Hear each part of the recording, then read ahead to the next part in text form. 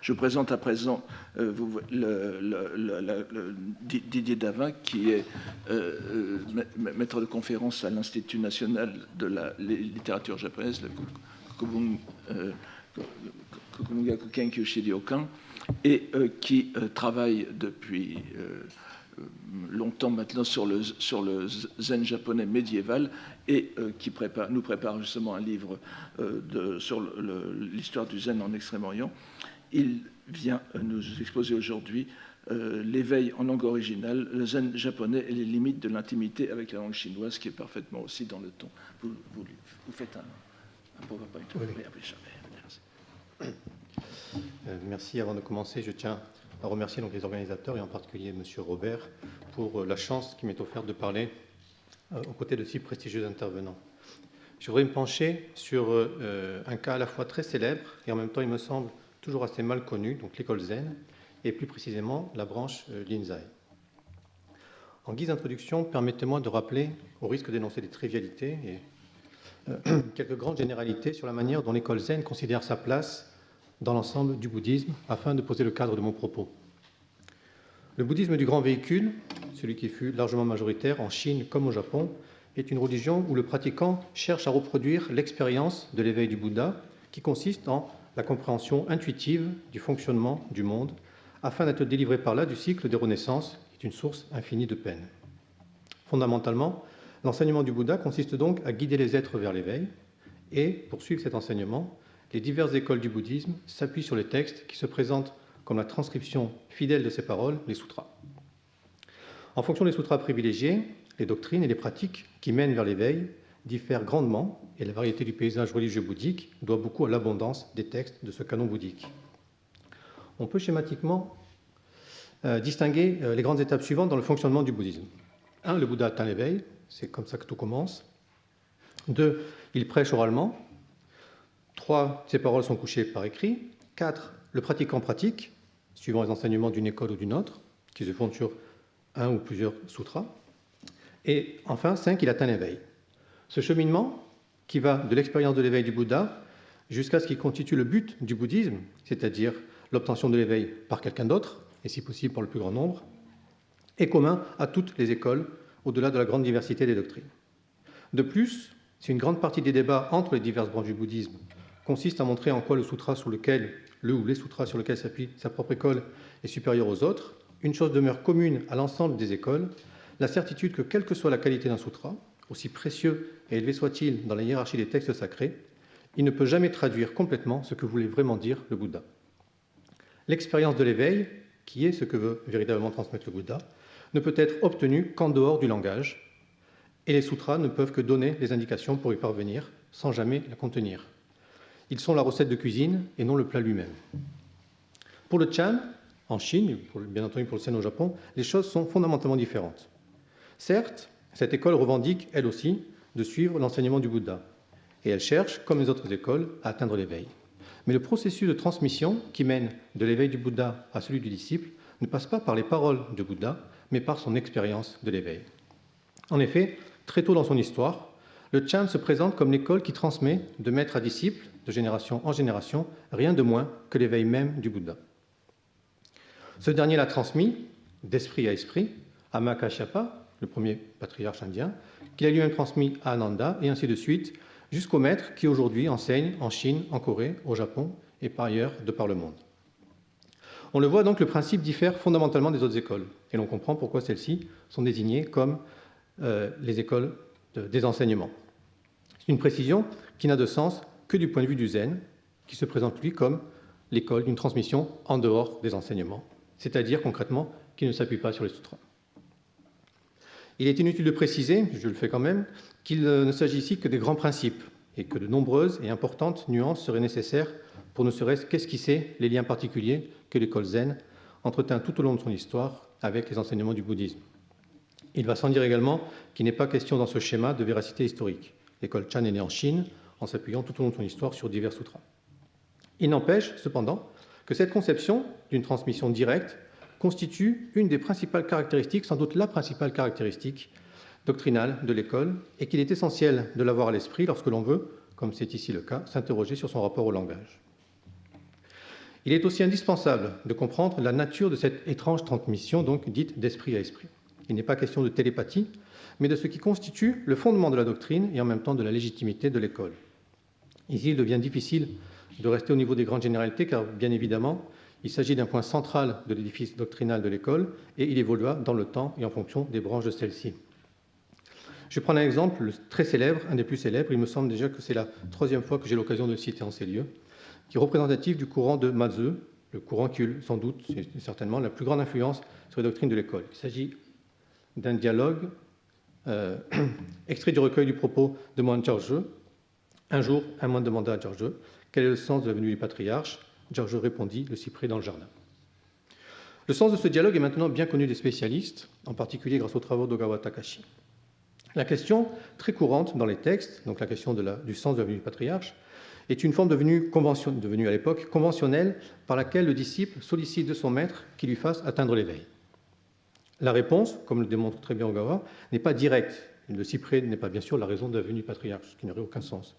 Mais elle est un stratagème pour que le disciple comprenne de lui-même. Ce qui est dit ici, c'est simplement « regarde le cyprès dans le jardin ». On pourrait paraphraser le dialogue en disant « Maître, comment prendre conscience du fait que je suis déjà éveillé ?» Et ce à quoi il est répondu « Regarde ce cyprès ». Et ce à quoi il est sous-entendu « Celui qui vient de regarder spontanément le cyprès, le moi qui a simplement tourné la tête vers lui, voilà le moi éveillé, voilà la réponse à ta requête. » Si le disciple parvient à prendre intimement conscience de cette égalité entre son esprit actuel, celui qui regarde le cyprès, et celui éveillé du Bouddha, bingo, c'est l'éveil. Sinon, et c'est ce qui arrive le plus souvent, il faut recommencer et trouver une autre occasion de lui faire saisir cette simple et inexplicable vérité. C'est lorsque cela fonctionne, lorsque le maître parvient à faire atteindre l'éveil à son disciple, qu'a lieu la fameuse transmission d'esprit à esprit. On comprend bien donc qu'elle se situe à un tout autre niveau, en dehors des enseignements. Et ce, même si, dans les prêches ou ailleurs, de très nombreuses mentions peuvent être faites au sutra. C'est une critique que l'on rencontre souvent, mais qui n'affirme en rien le principe. La transmission elle-même se fait à un tout autre niveau. L'exemple que nous avons pris se rattache au Chan dit de Mazeux, donc du nom d'un moine chinois qui vécut de 709 à 788, dont les conceptions devinrent la base des réflexions doctrinales de l'école. Par la suite, à l'époque des Song, après un cheminement qu'il m'est impossible de résumer ici, émergea une nouvelle manière pour un maître de guider ses disciples, le Chan de la concentration sur les Gohan, dont on a parlé dans l'exposé précédent, Kanhuaxian en chinois. Un Gohan est un passage de texte, un extrait en général assez court, qui reprend le plus souvent un dialogue ou la description des actes des maîtres du passé. Le dialogue qui est ici, nous avons vu, par exemple, fut, bien après sa rédaction, donc plus de 2 siècles après, considéré comme un Gohan. L'usage que l'on fait de ces Gohan peut varier selon les écoles, mais dans ce qui, par la suite, devint le cœur de la branche dominante de l'école en Chine, comme au Japon, en Corée ou au Vietnam, c'est-à-dire l'école Linji ou Linzai en japonais, il est utilisé pour dépasser la compréhension rationnelle, pour permettre aux disciples d'atteindre l'éveil. Voilà comment Tahue Sankao, celui qui paracheva cette approche, explique la méthode. Si vous désirez maintenant, nous dit-il, vous couper des conditions empiriques et vous libérer, c'est-à-dire si vous souhaitez atteindre l'éveil, simplement. Il vous faut immobiliser cet esprit qui gigote sans cesse. Un peu plus loin, il énonce le Gohan, qui, dans le cas présent, tiré du recueil de propos du moine Yomen. Un moine demanda à Yomen « Qu'est-ce que le Bouddha ?» Yomen dit « Un bâton des troncs desséchés ». Or, cette réponse, pour surprenante qu'elle paraisse, peut s'expliquer. On pourrait, comme nous l'avons fait dans le cyprès dans le jardin, retrouver le contexte et l'expliquer rationnellement. Mais ce n'est pas du tout ce qu'attend Tahue de ses disciples. Ceux-ci doivent se concentrer sur le Gohan sans passer par la compréhension rationnelle. Et alors, nous dit Tahue, alors, donc, soudainement, l'esprit n'aura plus d'endroit où aller, tout comme un rat qui entre entre les cornes d'un bœuf, et en un soubresaut, tout est achevé. C'est-à-dire que l'esprit acculé n'aura d'autre solution que de provoquer une sorte d'explosion spirituelle qui correspond à l'éveil. L'éveil est donc atteint, et une fois de plus, d'une manière différente, mais une fois de plus, la transmission d'esprit à esprit aura eu lieu. Maintenant que nous avons posé ces quelques bases, nous pouvons, après avoir utilisé presque un tiers du temps qui nous est imparti, commencer vraiment notre exposé. Que ce soit à l'époque du Chan de Mazeux ou après l'avènement du Chan de la concentration sur les Gohan, ce qui demeure indispensable pour que la transmission ait lieu est la présence d'un maître qui transmet et d'un disciple qui reçoit. C'est là la configuration minimum pour qu'ait lieu ce que l'on appelle souvent la transmission de la lampe, à l'image d'une lampe que l'on allume à celle de la génération précédente pour transmettre sa flamme à la génération suivante. Précisons néanmoins que ce schéma, donc ce schéma de maître à disciple, est un idéal qui correspond peu à ce que fut la réalité dans la pratique des moines. Tout d'abord, Seule une poignée de moines atteignaient l'éveil. Atteignaient l'éveil, c'est-à-dire étaient reconnus comme ayant un éveil par leur maître et par la communauté, qui est le seul critère objectif à notre disposition, naturellement. Et même parmi ceux-là, donc parmi ceux qui atteignaient l'éveil, la transmission n'allait pas nécessairement de soi. Comme l'a notamment montré Zhang Chao dans ses travaux sur des textes jusqu'alors sous-estimés de l'école pour la Chine des Song, un moine suivait l'enseignement de plusieurs maîtres et choisissait lui-même, une fois l'éveil atteint, à qui il voulait succéder, en prenant en compte des facteurs parfois très terre-à-terre, comme la notoriété du maître ou les possibilités de carrière induites par le choix de la lignée à laquelle il se rattache. Cependant, et malgré ces réserves qui sont des réserves importantes, dans les discours et les textes officiels, entre guillemets, l'obtention de l'éveil, et par là la succession à un maître, demeure le modèle à suivre, l'axe principal autour duquel la pratique, comme les discours doctrinaux, s'articulent.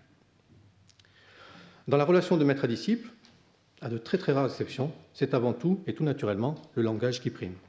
Mais pour que le langage fonctionne, il faut parler la même langue. Et là se trouve le premier obstacle rencontré par le Chan dans sa route vers le Japon.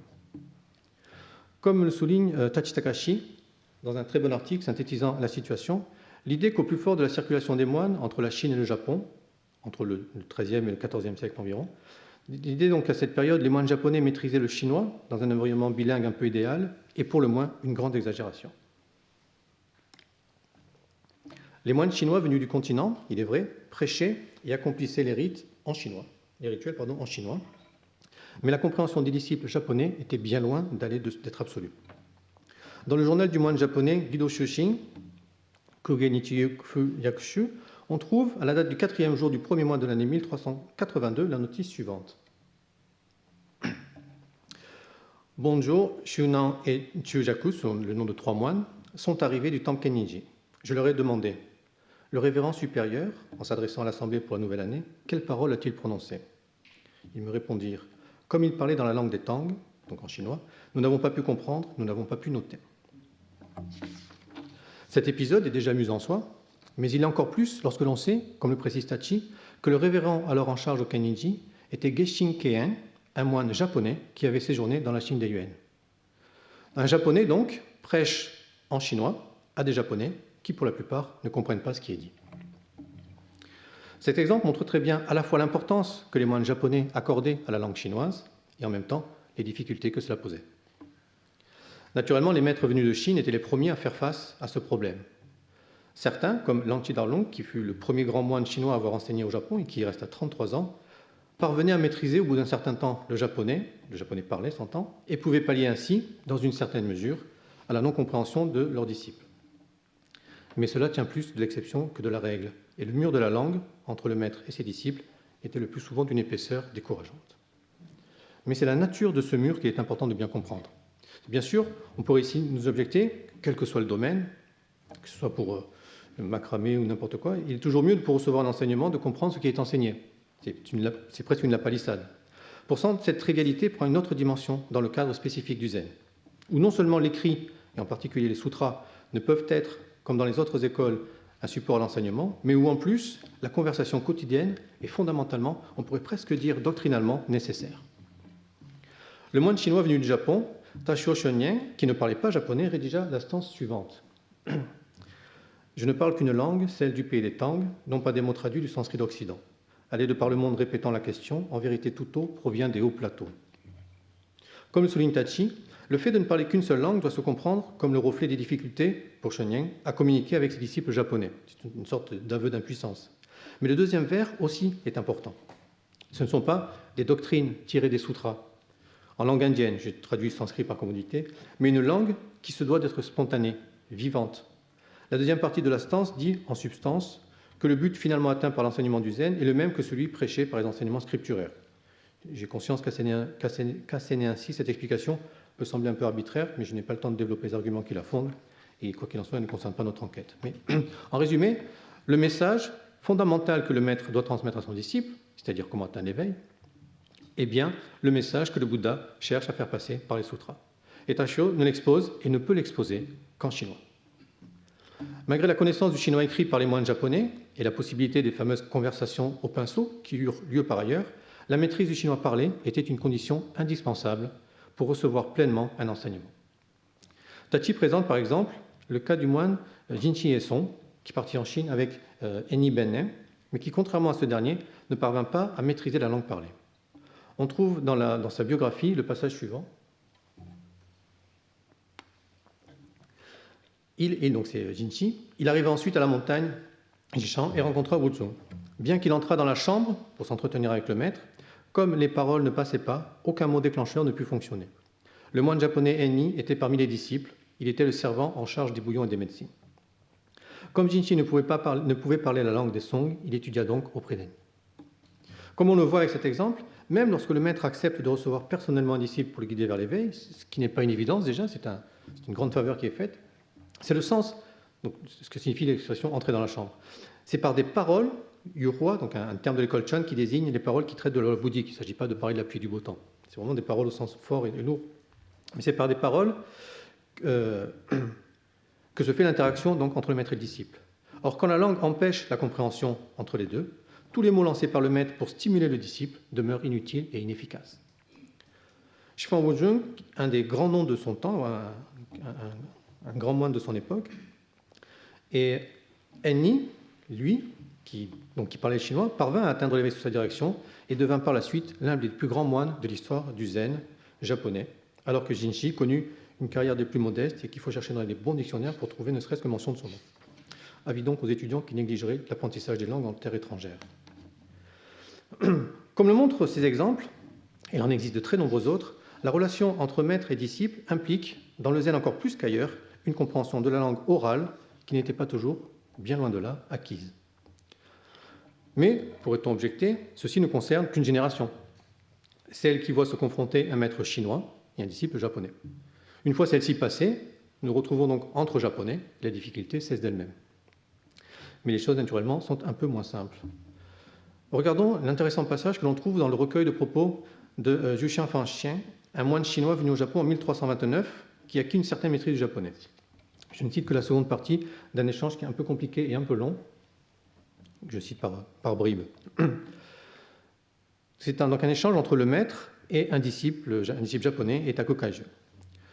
Kaiju sortit à nouveau de l'assemblée et dit « Bodhidharma, venant de l'Ouest, ne parlait pas la langue chinoise. Mais la transmission de la loi eut pourtant bien lieu. Si je venais auprès de vous, révérend, qu'en serait-il » Le maître dit « Et toi, as-tu obtenu la loi » Kaiju changea alors de langue et, parlant en japonais, dit « Quel est le sens de la venue du patriarche ?» Le maître répondit, utilisant lui aussi la langue japonaise, le cyprès dans le jardin. Et vous voyez l'intérêt de mon introduction. Si un adepte, et un peu plus loin, si un adepte m'interroge sur le zen en chinois, je lui réponds en chinois. Si un adepte m'interroge sur le zen en japonais, je lui réponds en japonais. Ce passage nous incite d'abord à nuancer l'ignorance du chinois par les moines japonais. Et l'on voit que certains, à l'instar donc d'Etako Kaiju, pouvaient parler le chinois sans avoir, à ma connaissance du moins, fait de séjour en Chine. On ne sait pas nécessairement jusqu'à quel point il était capable de parler vraiment chinois. Mais néanmoins, il est capable de tenir une conversation, ne serait-ce que dans un cadre officiel. Mais au-delà du témoignage sur le niveau de maîtrise du chinois par un moine japonais et du japonais par un maître chinois, une autre chose est dite ici. Fondamentalement, l'enseignement du zen ne se soucie pas de la langue. Zhu Xiang prêche en chinois, suivant cela l'usage, mais si on l'interroge en japonais, il répond en japonais, sans que cela ne semble vraiment lui poser de problème. Donc on pourrait penser que ce soit en chinois ou en japonais, les choses n'ont pas d'importance. La question, pourtant, n'était pas loin de là réglée, et la place du chinois, dans l'histoire des conceptions doctrinales et de la pratique de l'école au Japon, revient sous plusieurs formes. Faisons maintenant un bond de 2 siècles environ, et voyons ce que dit le moine Bankei Yotaku, qui est donc 1622-1193.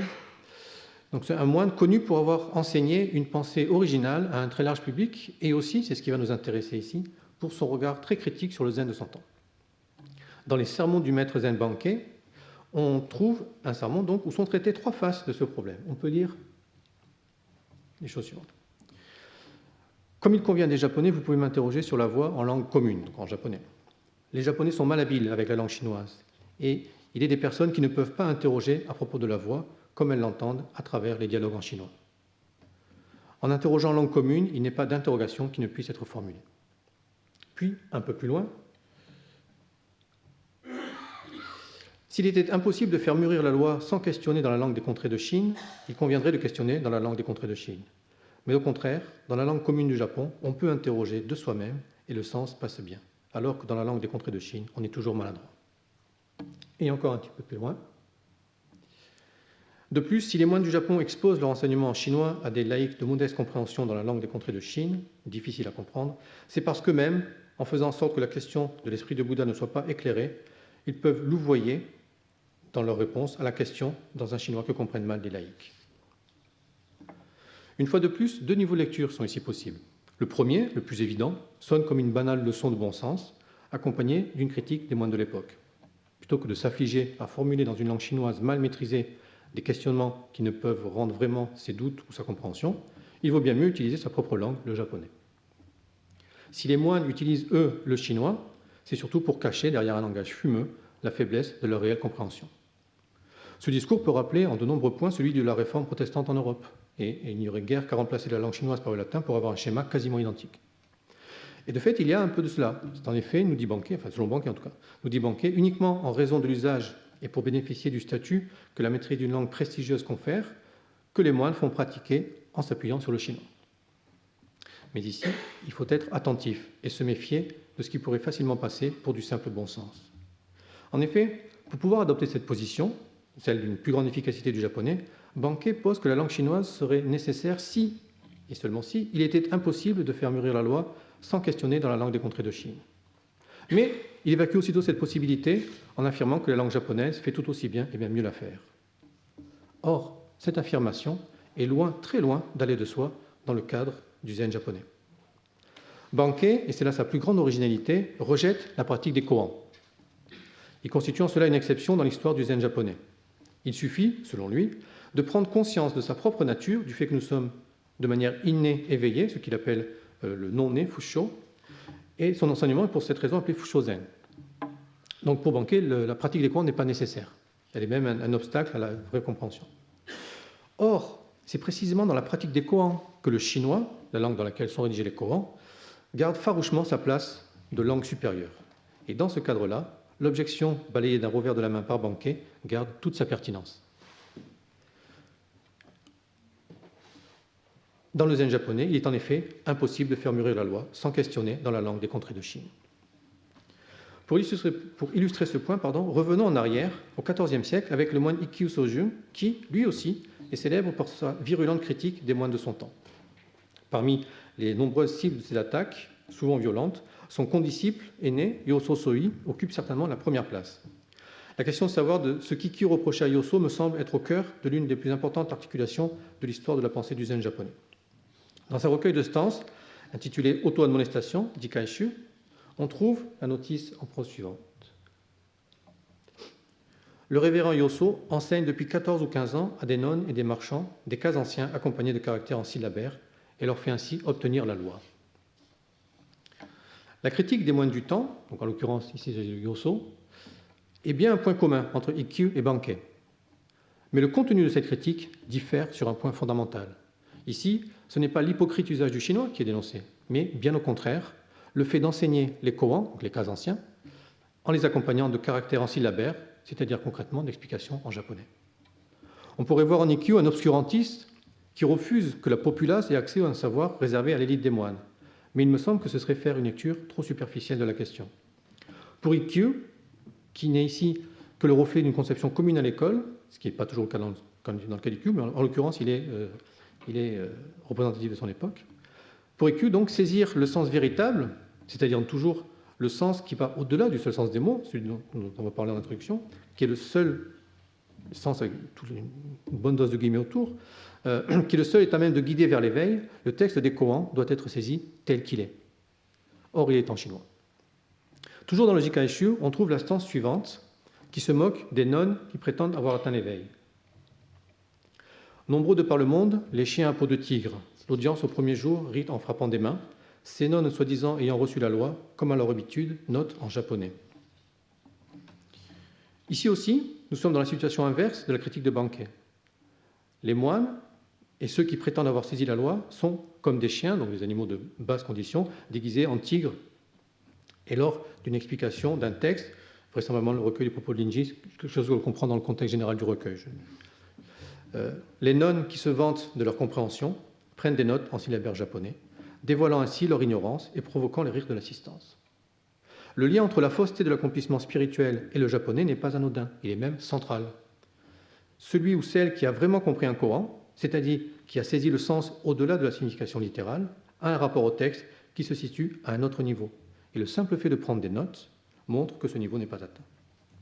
La langue japonaise utilisée par les nonnes ne trahit pas seulement leur mauvaise maîtrise du chinois, mais aussi et avant tout leur médiocre niveau de progression, bien loin de ce qu'elle prétend être. Entre Ikkyu et Bankei, il ne s'agit pas seulement d'une différence d'individus. Et bien qu'il s'agisse de deux personnalités très originales, qui ne peuvent pas être considérées comme représentatives de leurs milieux respectifs, leur position reflète en l'occurrence néanmoins deux époques bien différentes. La première, celle où le chinois est sans discussion possible la langue par laquelle il faut pratiquer, correspond, en simplifiant beaucoup, au Moyen-Âge. Une période où les pratiquants du zen sont avant tout moines et où seuls quelques laïcs, en général issus des plus hautes couches de la société, ont accès à cet enseignement. La seconde période, celle dont Bankei est un des précurseurs, est celle de l'époque moderne, à partir du XVIIe siècle environ. Une époque où le zen, et plus généralement le bouddhisme dans son ensemble, les japonais dans son ensemble, s'ouvre à la société et commence à s'adresser à des populations moins éduquées. Les sermons syllabaires, kanarogo, c'est-à-dire en japonais, fleurissent. Pour autant, cela ne signifie pas que la pratique des koans cesse. Et en dépit des exhortations de Bankei, c'est bien en chinois qu'ils continuèrent à être abordés. Une pratique qui continue d'ailleurs toujours aujourd'hui. Mais Bankei voit juste quand il pointe les limites de la compréhension par les Japonais de ce chinois. Et la question subsiste aujourd'hui encore. Parfois soulevée par un penseur comme Suzuki Daisetsu, qui dans ses travaux en japonais, ce que peu de monde lit, cite Bankei pour justement mettre le point sur le problème central que constitue la compréhension du japonais dans la pratique des koans. Mais le plus souvent, cette question demeure dans l'ombre. Et c'est sans doute les jeunes moines méditant de longues heures sur les Corans qui, au moment où ils doivent exposer dans cette langue, donc dans ce chinois, leur compréhension, sont les plus conscients des limites de l'intimité de la langue chinoise avec le zen. Une question en particulier se pose, parfois cruellement pour ceux qui pratiquent. Que faire après que l'on a saisi le sens du Coran ? Passer un Coran, entre guillemets, donc saisir, c'est sans doute pas facile. Mais après, il faut le transmettre au maître, il faut dire au maître ce qu'on a ressenti. Jusqu'à une certaine époque, cela ne semblait pas poser de problème particulier.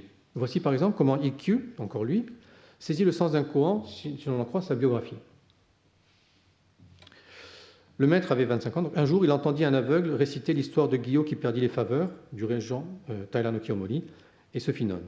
Et il s'éveilla aussitôt au koan des 3 bastonnades de Dongshan.